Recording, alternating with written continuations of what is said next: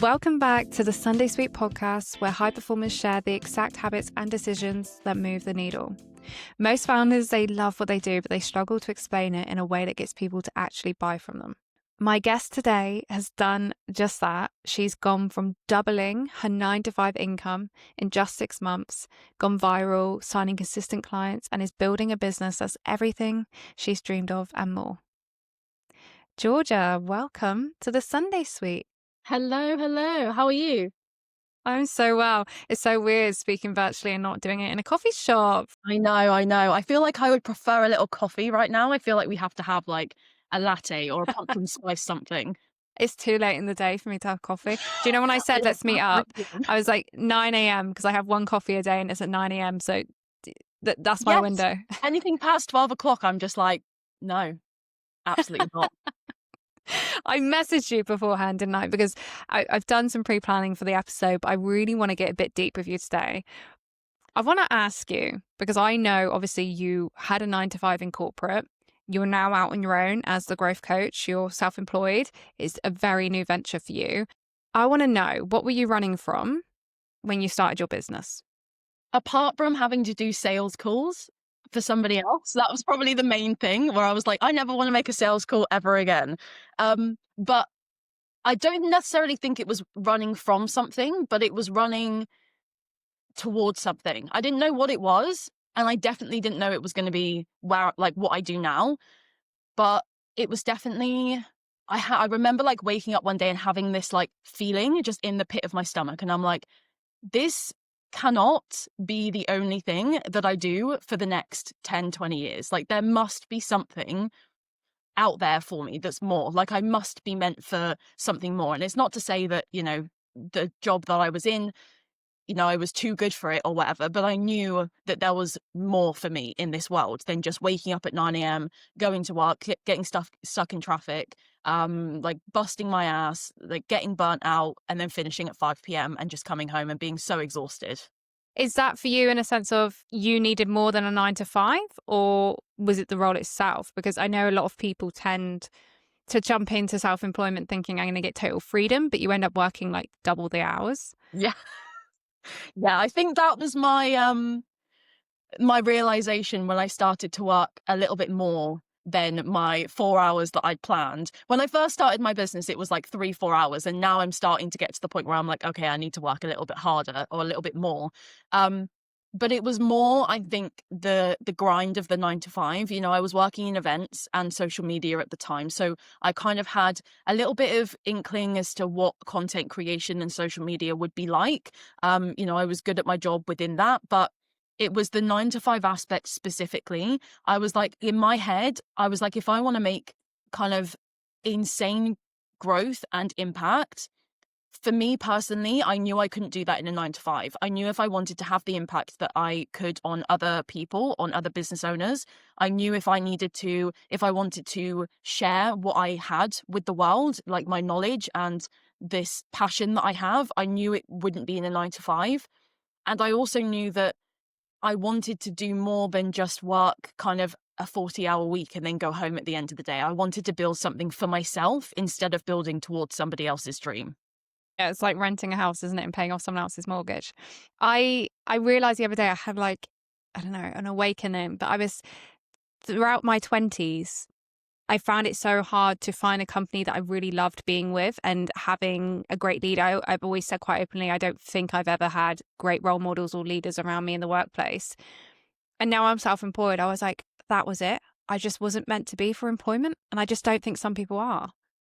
Yeah, I was very lucky. Like in my last job I had, and hopefully if she sees this, she's going to know who she is. But I had a very, very good manager who was just supported me throughout everything. And she was probably one of the biggest reasons why I started my business, because she was always that person that was like, look, you can do really well here. You can push through this. And she taught me as much as she could about marketing, and she opened up so many opportunities within the last workplace that I worked in, so that I could have the steps to kind of the stepping stones to then move into this role. But I think without her, I wouldn't have been able to almost, I was very like palatable. I was very like small when I came into this new role. I was very like, oh, I want to be loved and I want to like make sure that everything's okay.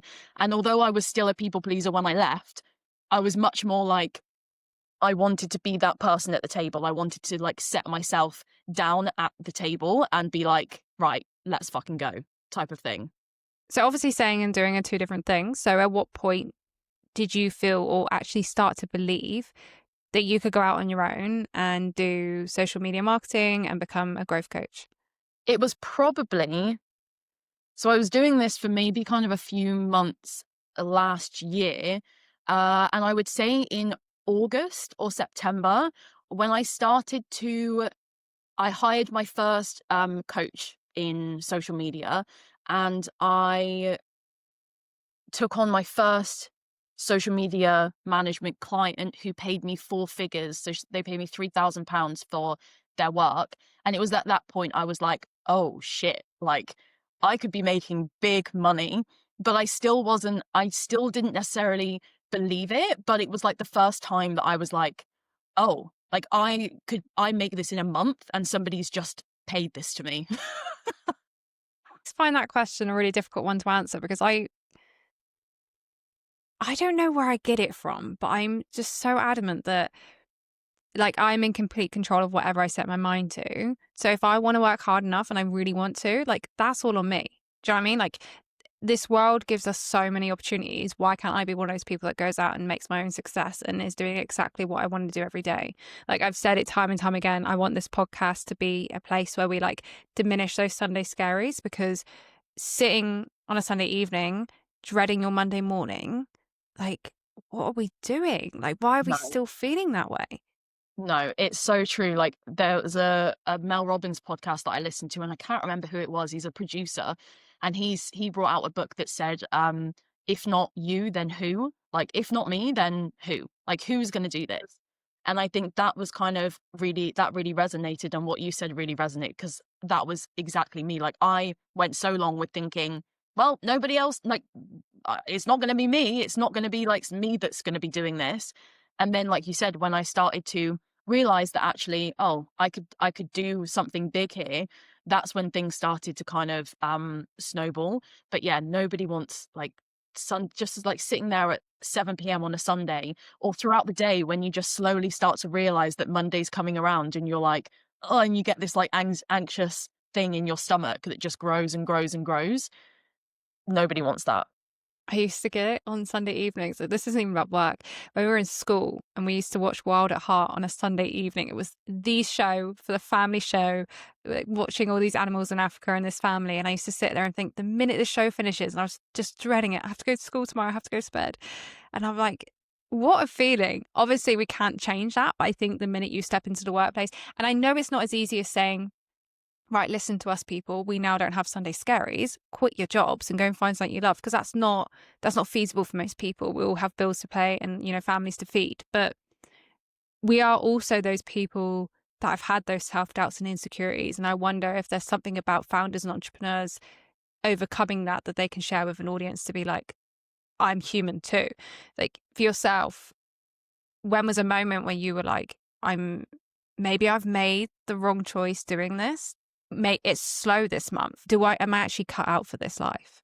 Yeah, absolutely. I quit my job in December. So I got my first client in August. That then finished just before I quit my job. So I quit my job in December of 2024, and I didn't actually get another client until February, and then consistent income until April. So there was about 4 months where every single week I would go to my boyfriend and I'd be like, this isn't working. Like, I can't do this. And like, I think it was those moments where I spent more time thinking that it wouldn't work than thinking that it would. And I think that's something that when I was about to quit, everybody was talking about like, oh, you can't book holidays because you have to work it. You can't do this because you have to work it. But nobody really told me about like, oh, like you need to have the mental drive to keep going through the silence, or to keep going through nobody, like I would get like 10 likes on my posts. I would get like nobody reply to my story polls. I would get like nobody inquiring into my freebies or downloading my freebies. I would get like nobody in my emails, or I would do outreach on emails and nobody would reply. So I've been through that. And I think it was those moments that I was like, it's like I couldn't, it's not like I couldn't go back, but I was like, I've already invested so much time into this that I feel like I just need to keep going. And I think I'm all for, and I'll say it in my content, like I joke about quitting your job and doing all of this, but I'm definitely like a massive advocate for like, yes, if you genuinely believe that it can happen, it can, but I would never say like, don't set yourself up for safety, because those 4 months, I had no income whatsoever and it was a big struggle. That's the thing about self-employment. There are a lot of cons to it. And I think you have to be a type of person. I think the only way that I actually manage through it is, one, I micromanage the shit out of myself. Do you know what I mean? I know some people that would just be like, they're like, you're sat at home all day, how do you not get distracted? I'm like, no, I work more than I do anything all day. I work longer now. That's because my work is my home. I don't know how to separate the two. But the freedom, even I feel guilty. I love that viral content you made about feeling guilty at going to a 10 a.m. Pilates class when you know you should be at work, but you have the freedom to dictate your own hours. That outweighs anything for me. But some people find freedom in their 9 to 5 because they've got security. You know, being self-employed, like you said, 1 month I could have too many clients and the next month all 3 could drop off. What's next then? But it's somehow finding that inner self-belief to say, I've got this far and managed through the hurdles. I just have to repeat the process and keep going. And if last year I've grown, this year I'm achieving something. You know, I'm stepping towards that success, whatever that is, or however that looks for me. Yeah, definitely. And I think that's the key bit of success doesn't necessarily, or like growth doesn't necessarily look like going viral or having like 5K months or 10K months. Like, and that's something that when I first started, everybody, because I'm an online coach, like a lot of what I see in my kind of periphery is other online coaches in America and around the world who are earning, 100K months. It's like a massive thing of like 100K months, like 8 figures, 7 figures. And it was really hard for me to see that the growth that I was making of gaining 100 followers or 50 followers or welcoming a new person onto my newsletter or earning like £100 extra this month, it was really hard to see that as growth. And so I think it was so important to then get myself outside of like my little bubble to see other people or other business owners in my local area to say, oh shit, like they're doing really well and they're earning 2.5K months or 3K months. And it was like, I think it just puts things into perspective. Tell me a little bit about your day to day, because I know when we spoke before jumping on here, you were telling me that a lot of people you speak to at the moment, like one of their biggest pain points is they just don't know how to communicate what they do clearly. So how do we unravel that confusion for someone that's thinking, that's me? I think if we're talking communication, that is the biggest thing that people come to me is, how do I market myself in a way that makes sense? Because you're in your business 24/7. You're like in it. You've got like firsthand experience. And I think that's something I struggled with when I first started, is understanding how to communicate that in a way that not only tells people what you do and how you help people, but also the transformation you give and how you change people's lives. And I think the best way to communicate that is understanding how you change people's lives. So a lot of people will communicate what they do and they'll say, they'll talk about the process. They'll say that they use somatics, or they say that they use guided meditation, or I help you build a website, or I help you do your branding, or I help you with your social media. But that's not the transformation that somebody cares about. That is the process that you go through. And that's not the bit that sells. The transformation is the bit that sells. Example I use all the time is like a PT, like personal trainer, fitness coach, whichever, like online coaching, that sort of thing. A lot of what in the PT industry, they will talk about the fact that they give check-ins, the fact that they give nutrition advice, they give workouts, they do like a 60-minute session every week.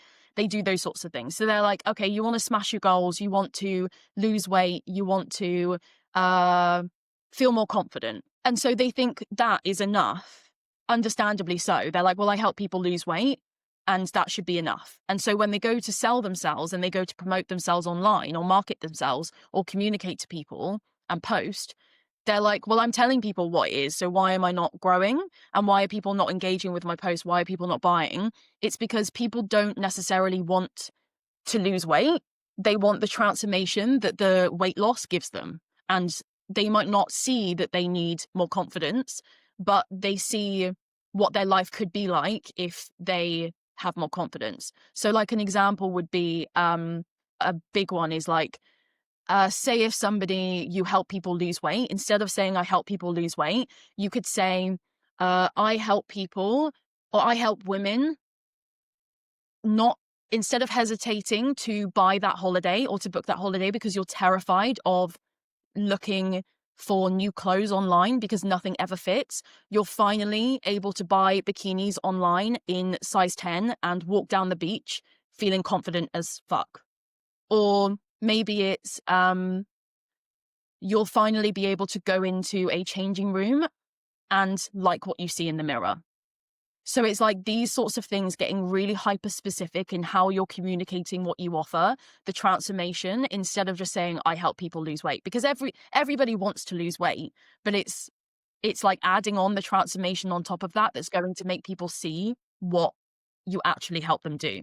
I love that example, but I wonder if people are listening thinking, am I going to confine myself drastically to a point where I'm pushing potential clients or customers away because I've niched down too hard and gotten too specific? Whereas if that pain point isn't something that's going to trigger that one person, have I lost the rest? Yeah, I think there's a massive difference between certain types of content. I think communicating how you transform people's lives, the vulnerability or maybe the sticking point for a lot of people regarding that is because they don't want to be braggy. They don't want to point fingers and offend people or get specific or leave people out. And I think with that side of it, of getting really specific, of communicating, it's that not necessarily that fear of showing up or showing their face, but it's the fear of, if I say something and I'm too specific, I'll leave people out. Or if I say something too finger pointy and too like, if you're like this, then you need to do that, then people will be offended. And I don't want to offend. I want to get clients. I want to get as many clients as I can. When it comes to that side of content, if you don't get specific and you don't embrace the fact that maybe you will offend people, it's going to be really hard to speak to the audience that you actually want to attract. Because what will then happen is you'll speak to the masses. It's like that saying, like, you speak to everybody, you speak to nobody. So you'll end up speaking to everybody. And then all of a sudden either you won't hire anybody, you won't get clients, you won't make sales, you won't get engagement, or worse, you'll get clients that don't align with you because your messaging isn't super specific to the audience that actually they struggle with that specific thing. And I think something that helped me with that, because I used to be like that, I was like, oh, I'll just speak to everybody, I'll speak to business owners. But actually, when I started to see that my aligned clients started to come through, I started to really embrace that side of things. So sometimes you need to kind of just offend people to attract, like offend to attract, or like push away to attract. The bit where people talk about feeling exposed or feeling vulnerable because they don't want to be seen, or worse, they are going to be seen, and then people will judge them. Like Sally from school will judge them from creating content or what they sound like on camera or whatever. And that comes from what we in the industry called nurture content. So that's like sharing your values, sharing your why, sharing your the things that light you up, sharing your story, your journey, those sorts of things. That can get really, really deep. And I think when that happens, that's when people feel so exposed. And they feel really vulnerable because they don't see themselves speaking to one-on-one like me and you are. They see themselves speaking to 1 to 200 or 1 to 3,000. Like, I've grown from 200 followers when I started to almost 1,400. And when I went viral, I was like, shit, like that is a lot of people. But you have to keep in your head, like, it's one person that you're speaking to, your audience, that one person that you meet at a coffee shop or that you speak to about the thing that you love. And I think when you think about it that way, the fear of showing up and exposing yourself and getting a bit vulnerable becomes that little bit easier. Did you always show yourself online? Like, was it something you never shied away from? Because I know there's so many people that still say to me as clients, like, how much do I really need to be the face of this product or service? I never really had an issue with showing my face online because I was always a couple of years before I started, I was in content. Like I did, obviously I was in events and content with my last job, so I was on camera a lot. I then went into UGC when I first started, so I was creating content for other brands, which involved me being on camera, but it didn't stop me from like the difference between my videos now and my videos when I first started are like chalk and cheese. They're like the ones before are so bad because I was so terrified. I hated the way I sounded on camera because I always thought I've got like this kind of nasally voice, the way I speak and stuff, blah blah blah.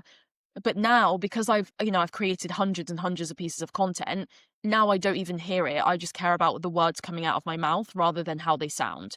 So I had never really had an issue with it, but those thoughts still come up and they still like sometimes I'll look at myself and all I see are like the spots on my face or the bags under my eyes or the fact that my hair isn't like just right. But sometimes you just have to like push through that and just accept that you're the only person that notices that. Nobody else notices that apart from you. They care about what you're saying and how it helps them. People are like selfish creatures in a way. They like don't care about what you are, like what you look like. They care about what's coming out of your mouth and if it helps them. I don't think there's a remedy to saying this is how you can overnight get better at being in front of a camera. I think it's that good old phrase of practice makes perfect. Do you know what I mean? Like practice, practice, practice. And you get so like used to the momentum of something that it becomes a habit. And that's how you change it from being a fear into something that you can then do each day without having to bat an eyelid over it. But I don't ever think that feeling of I could have done better would ever go away. Like it's before when we were talking about, defining success and what we want X, Y, and Z. Like I've worked so hard for a promotion before, got a promotion, and I'm still like, what's next? Like we are our biggest critics. I had a friend tell me a few weeks ago actually, and he was like, we are so quick to judge ourselves that we should actually instead be our own biggest cheerleaders. We should treat ourselves like our best friends. Why is it we penalize everything we say or do, no matter how hard we worked for it? We always felt we could have done better. There's part of it that's really great because it pushes you for more. But if you aren't going to start because you want it to be perfect, you'll never, ever start. Yeah. And actually what's doing well and I focus predominantly on Instagram. And to be fair, the rest, like LinkedIn, Facebook, Instagram, those sorts of platforms are getting very similar in terms of what's doing well, but particularly on Instagram, like people don't want the perfect anymore. Like the things that have gone viral, the things that are doing well is just speaking to your cameras if you're on FaceTime to somebody and just really raw edited things, like not highly scripted, not highly edited, not created in these perfect Canva carousels. The stuff that's doing really, really well is that personal content, the stuff that takes you 5-10 minutes to make, the stuff because it actually I can't remember, my boyfriend Kyle said something like it doesn't matter what it looks like, it's the message behind it. Like it doesn't matter what the outside looks like. He used a better analogy than that, but I've absolutely butchered that. But it's like it doesn't necessarily matter what it looks like. If the content is good and the messaging is good, it'll perform well no matter what. Obviously there's with visuals and stuff, you don't want it to, you don't want to have something covering your face or have like a really dark background. But to a certain extent, the stuff that goes, like if you're messaging and what you're saying and how you're saying it makes sense and it is really, really good, that's going to be the thing that drives your content to do really well. When you're talking to the camera, do you literally picture yourself talking to your perfect target market or you've created an avatar in your head of who your perfect client would be? Is that who you think you're talking to? Yeah, so I do that when I create. So when I plan my content and I will pre-write like hook, like what I'm going to say at the start of my video. I'll plan like roughly what I'm going to say or what I'm going to talk about, like the topic. But it's really weird. I don't actually think about like when I'm speaking to the camera. That's a really good question, because I never really think about it anymore. Like I never really think when I'm filming something, I'm kind of looking at myself now. So it's almost like I'm speaking to like a past me or what I wish I knew back then. But it does really help to imagine that person that you're speaking to. When I used to film with the back camera. And if I was in my social media like brain, I would say that that's the best because it's the higher quality. But sometimes it can be a bit daunting to look down the barrel of a camera and just talk. So sometimes having like a picture of someone that you think is going to be like your target audience is going to be really helpful. But yeah, I definitely, when I'm planning content, I will think in my head, who is my audience? Will they find this helpful, or is it just something I want to say? Like there's a difference there as well, because what you want to say isn't necessarily what your audience want to hear and engage with. And also, what transformation is this post going to give people? Like what value are they going to get out of it? And that really, really helps put things into kind of perspective. And is that because I see so much online now that the amount of content you put out there has to add value to someone, which I totally agree. But in what sense? Because a lot of it looks like learning, knowledge, edutainment type pieces where they're going to be able to go away and they're like, oh, I would have jotted that down in a notepad. That's going to help me move the dial with my job, etc. But is it okay just to speak your mind sometimes? Like you see a lot of these larger brands online that will just post what they want to post. And I always come back to the example of like Nike, but if they just share a photo of a shoe, is there actually any meaning behind or any value behind sharing a photo of a shoe? Do you get what I'm saying?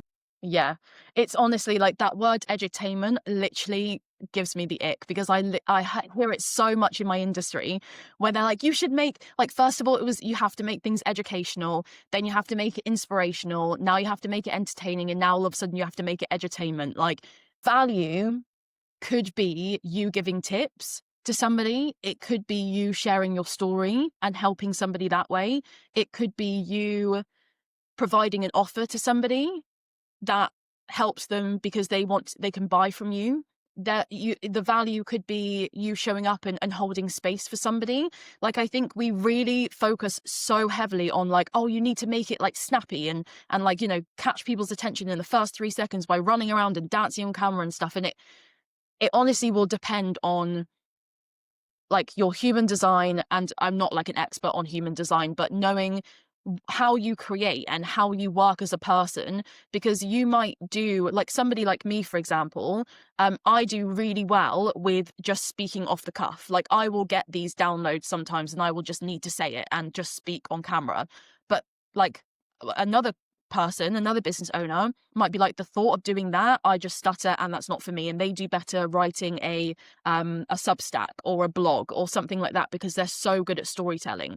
So you really need to get to grips with how you create and not look at what other people are doing, because the whole edutainment, educational, inspirational thing is all well and good, but you run in businesses as well. Like, you're not a content creator necessarily. So I definitely get to grips with like how you create, rather than this worry of like, oh, is it going to be like educational and is it going to be inspirational? Like, value can look so many different ways. I think this educational piece became such a buzzword in a sense of, if you provide free advice out there, you will then be able to convert that person. You warm up that lead, you build trust, and therefore they might become a client or someone that buys your product or service, etc. But I have heard the other side of the coin where they're like, at what point do you stop? At what point do I just give away all of my advice, and then why would they even convert? Yeah, there's a difference. And this is honestly something that so many people struggle with, is like, they're providing this free information and they are giving the tips, they're giving the value, they're creating these freebies, they're doing it in their content, and yet nobody's buying. And that's because there's a difference between providing information and providing information that builds desire for what you have to offer. So like, you have to have this really, really, like, it's like a delicate balance between the two, where you're providing information and then you're like, okay, this is how. It's almost like making them aware of the gap that your offer then comes in. So that can work in, and this is something that I always recommend, is like the growth, nurture, convert kind of structure where you're posting, say, 3 times a week or however often you want to post. The growth content is the visibility content. It brings in new followers. That's like your free information. That's like your 3 reasons why, 3 tips to. Your conversion content is going to be the content that builds desire for what you're offering, so you can basically sell and convert those clients. And your nurture content is what I spoke about before with kind of building trust and everything. So finding that real balance of providing information, but providing information and value and also building desire can be really, really difficult.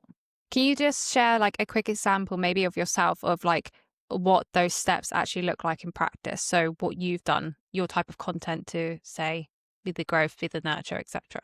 Yeah, so a version of my growth content would be something that I posted this week is going to be something like I posted a reel the other week that did really, really well, which was this is the main reason why you're stuck in 200 view jail and how to fix it.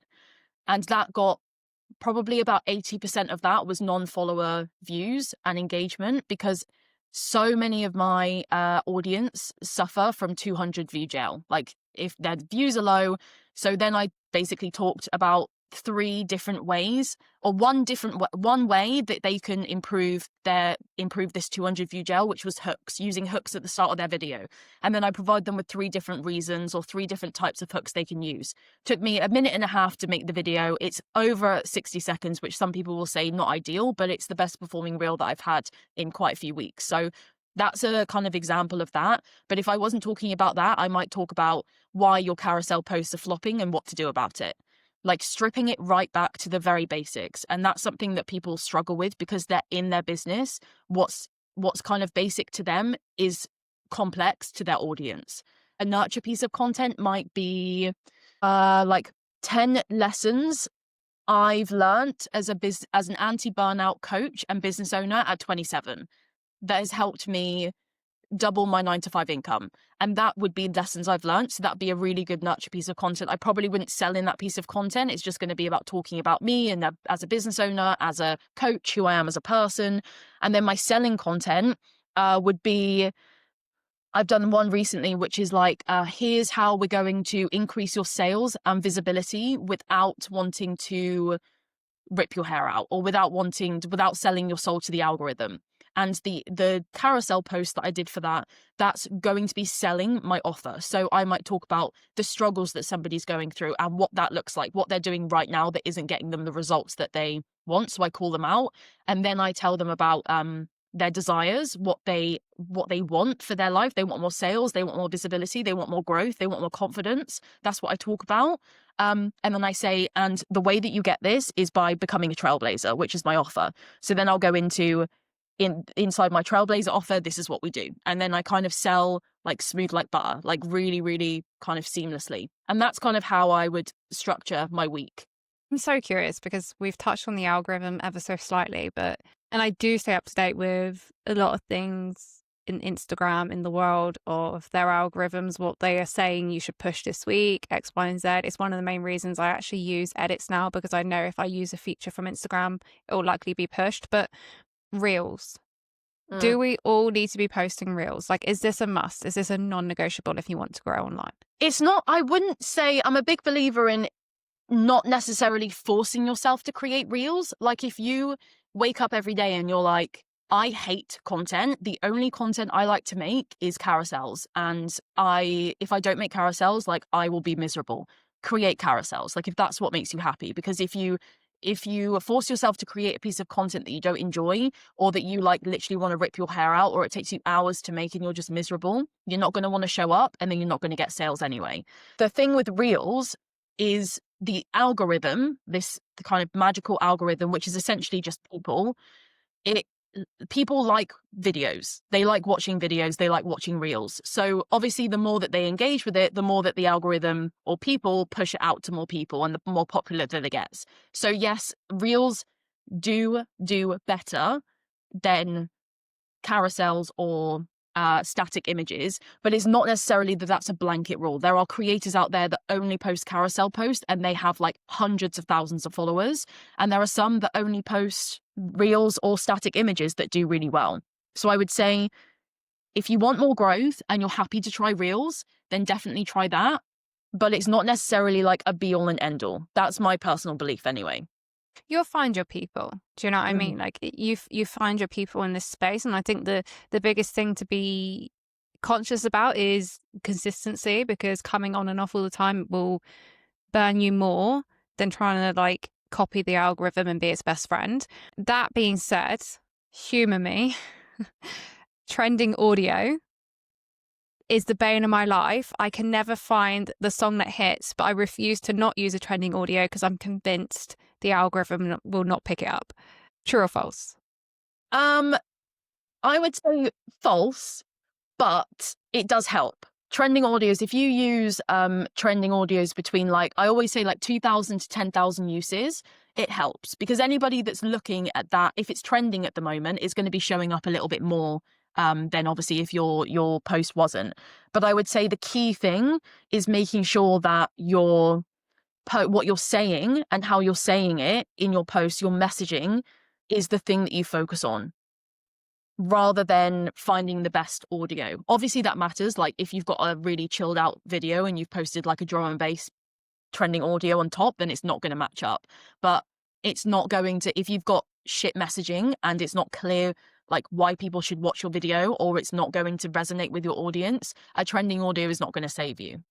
Okay, and finally, before I move on from this, I'm asking you all the questions I'm most curious about. And this is my space, but I'm like, I need to know. Captions. Yeah. I love, because I like writing, and so I love putting things into a caption. I feel like that's where I'm most expressive, but I'm also probably clueless to the fact that majority of people don't read it. I don't know. Does it help my SEOs, the keywords, etc.? Like, is it doing anything for me? Longer, shorter? What's your opinion?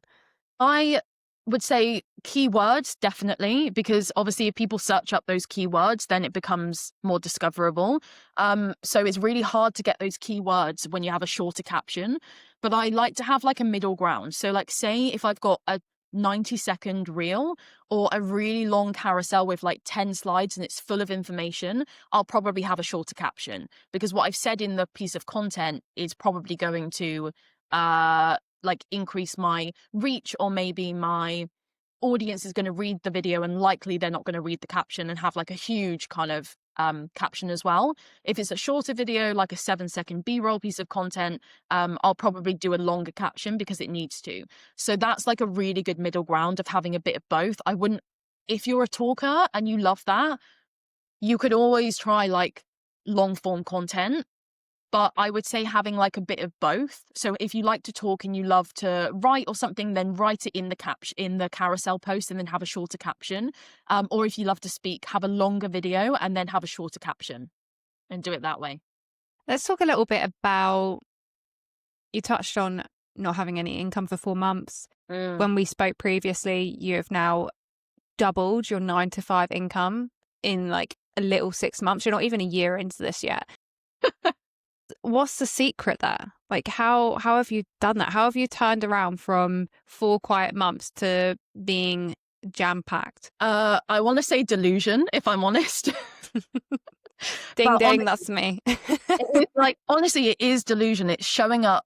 It's the resilience, I think, is the biggest thing. Like when I did put in so much graft between those months of, well, up until this point, like through the silence, through the 5 likes, every time my content didn't work, I started to figure, like I got curious as to what I could do to make it better, instead of just being like, oh, it doesn't work and I'm not meant for this.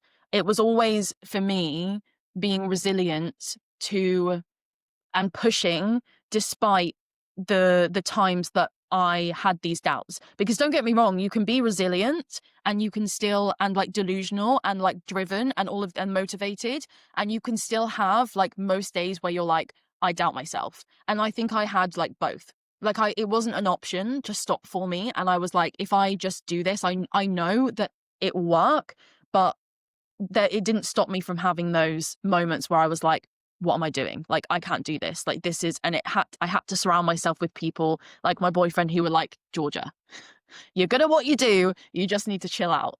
But I would say like resilience and delusion 100%. Like I did so much in those months, like so much outreach. I adjusted my content strategy like 3 or 4 times. I would batch create 6 weeks worth of content at a time, at like 4 or 5 hours a day filming and editing, and it just was not fun at all, which then made me realize obviously how I wanted to create content, and then the anti-burnout content creator started to come into play. But I really put in the graft, like really put in it. And I think sometimes we are surrounded by people who, like, yes, want slow living. And I wanted this, work 4 hours a day type of thing. But working an hour a day or 2 hours a day and building a really successful business isn't as common as I thought when I first started. So I think it was a real kind of wake up call to be like, okay, if I want this, I really need to put in the work and continue and keep going, even when there were factors telling me that it might not work. I think the best content or best conversations I've had with people have been from the failures, the mistakes, or the challenges I've had. And it's one, because it's relatable, but two, there's something behind the emotion of being able to get in front of people and say, like, this is my pain point, and being able to talk about it. Like you must lean into those moments of almost nothingness, of self-doubt, of what is this trying to teach me right now, and come out the other side. Like I've told you, the personal stuff is going on with me at the moment. I know one day that's going to make a brilliant conversation. It will be a podcast episode. It will be something, and it would have taught me much more than success has ever taught me. You learn from those failures. And I know that sounds super cheesy, but there's something in those moments of having that time. I would fill it with doing a course or some online learning, but it's things that are going to help me work on the business rather than just in the business, which is where we spend majority of our time. And so you have to ask yourself, if I'm going to consistently be working on the day-to-day, becoming very comfortable but quite stagnant in what I do, it's a great place to be, nailing what you're good at. But you limit yourself to that box, and that's all you become if you don't keep learning and growing. It was one of those things where my first ever coach would say to me, like, right now you are spending more time, you're spending 80% of your time working on your business, and then 20% of your time working in your business. And one day that won't be it'll be the other way around, and you won't have this time. So that's why I was able to batch create so much content. That's why I was able to do so much outreach, go to so many like networking events and see people and do all of this. But right now, like, there is no way that I would be able to do that much work and have grown this quickly if I wasn't quiet in those few months, because I feel like I set myself up.